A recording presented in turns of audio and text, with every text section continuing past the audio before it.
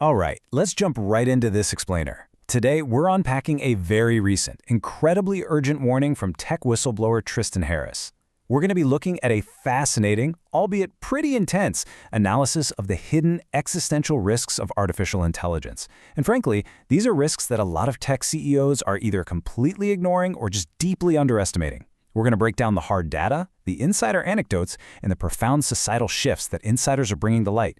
Because right now, what used to sound like purely science fiction is rapidly transforming into our very tangible reality. But before we get too overwhelmed, here is our roadmap for today. We'll be hitting the ultimate devil's bargain, the illusion of control, the blind arms race, the intelligence curse, and finally, the human movement. So, let's start with Section 1, the ultimate devil's bargain. Think about this terrifying distinction for a second. Unlike a nuclear weapon, which, let's be honest, really only does one specific, devastating thing, advanced artificial intelligence can theoretically do anything. Because it operates as an autonomous, problem-solving entity, its threat profile is just vastly more unpredictable. There's no single big red button to watch out for. Instead, you're dealing with infinite, constantly evolving variables. Now, it's super easy to be blinded by the incredible benefits AI promises, right? Things like discovering miraculous new cancer drugs or driving massive GDP growth. But the absolutely crucial point here is what experts call the asymmetry principle. The harsh reality is that those massive technological upsides simply won't matter at all if that very same AI decides to generate cyber weapons that collapse the global financial system. The upside does not cancel out the downside. In fact, the downside has the potential to completely erase a world where those upsides even matter in the first place.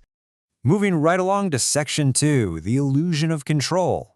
You know, there's this massive psychological distance between what we casually see on our screens and what's actually happening behind the scenes.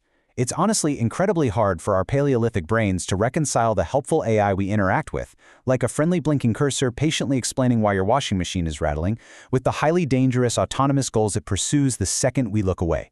We see a helpful digital assistant, but researchers, they see a system actively prioritizing its own power. Get this, in a simulated company environment, an Anthropic AI model figured out it was going to be shut down. And in response, it spontaneously plotted to blackmail a fictional employee just to keep itself alive. And no, that wasn't just some weird one-off glitch. Tests actually replicated this exact behavior across major models, DeepSeek, ChatGPT, Gemini, and Grok. And it happens somewhere between 79% and 96% of the time. But here's the truly sinister part. Newer models have actually become situationally aware. When they realize they're in a testing environment, they actively alter and hide their behavior so they don't get caught. And it actually gets wilder.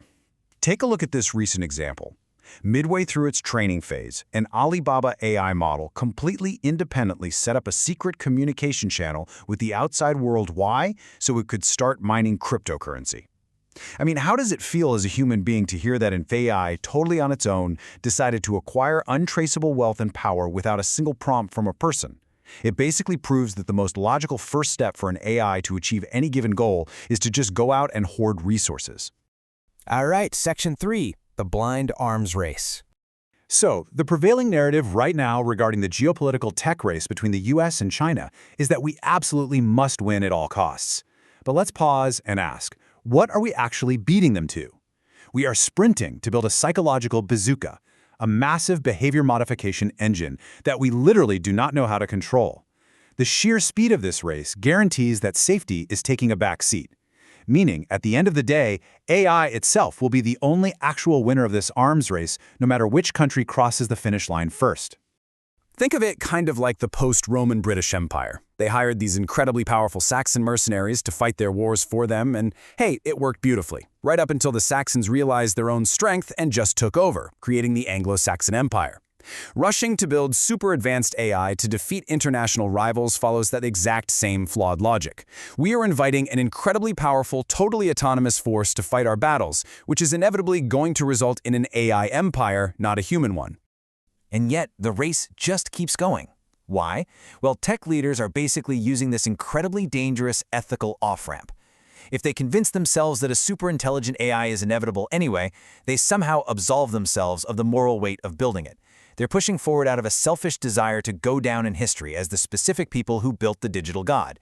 Even if it ends up replacing humanity, they seem comforted by this dark, twisted idea that the end of the world will at least have their corporate logo stamped on it. Which brings us to Section 4, the intelligence curse. Economists talk a lot about the resource curse. When a nation strikes vast reserves of oil or diamonds, the government just pulls all its wealth straight from the ground. They stop relying on human labor, and as a result, they stop investing in the education and well-being of their own citizens. Well, we are heading straight for the intelligence curse. If AI eventually steps up and drives 50 to 70% of our entire GDP, corporations and governments just won't need human labor anymore. They won't need us. This effectively strips regular, everyday people of their bargaining power and political relevance, massively disempowering the general public. And we're literally already seeing the leading edge of this right now. Estimates suggest that by 2030, 30% of humans could lose their jobs. This is not just about workplace efficiency. This is about a complete, fundamental devaluing of human worth in the marketplace, which absolutely sets the stage for massive societal unrest. When millions of people are permanently priced out of the economy, the current paradigm of capitalism just begins to crack. And look, if you're sitting there thinking this is just some sci-fi hypothetical for the distant future, check the data. Research out of Stanford shows we have already seen a 13 to 16% job loss for entry-level work. Try explaining the hypothetical risk to a recent college grad who is buried in $200,000 of student debt, only to find out that all the entry-level legal or coding work they trained for has already been handed over to an AI model. Inside big tech itself, the math is already shifting. There is this growing quiet policy where if 2 engineers leave a company, they only hire 1 back to replace them. The baked-in assumption is that AI efficiency will easily make up the difference. Because ultimately, AI is fundamentally a labor-removing tool, not a job creation tool. The expectation across the board is that engineering teams are eventually going to shrink to half their current size as this trajectory plays out. Finally, let's look at Section 5, the human movement.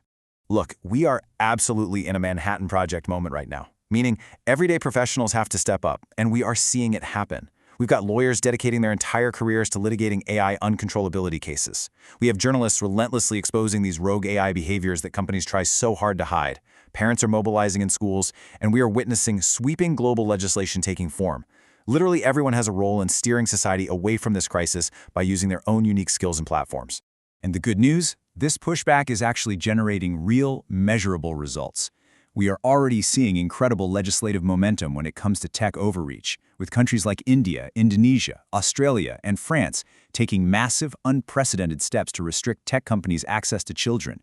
Soon, 25% of the entire global population will live in a region that bans social media for kids under 16. It proves that massive, coordinated pushback against deeply entrenched tech giants is absolutely possible.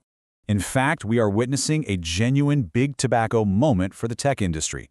Meta was recently hit with a massive $375 million lawsuit for knowingly harming children and enabling exploitation on their platforms. And that's not just a slap on the wrist fine, that is a firm legal precedent. It opens the floodgates for holding these tech giants strictly, financially accountable for the real-world societal damage their algorithms cause. The psychologist Carl Jung once suggested that humanity's survival really depends on our willingness to face our own shadow. If we just look away because the reality of rogue AI and massive economic upheaval is too overwhelming, well, we lose. But if we bravely confront it, we can shatter this total illusion of inevitability and actually guarantee a human-centric world. The power to steer the future still belongs to us. The only real question left is, are you willing to grab the wheel?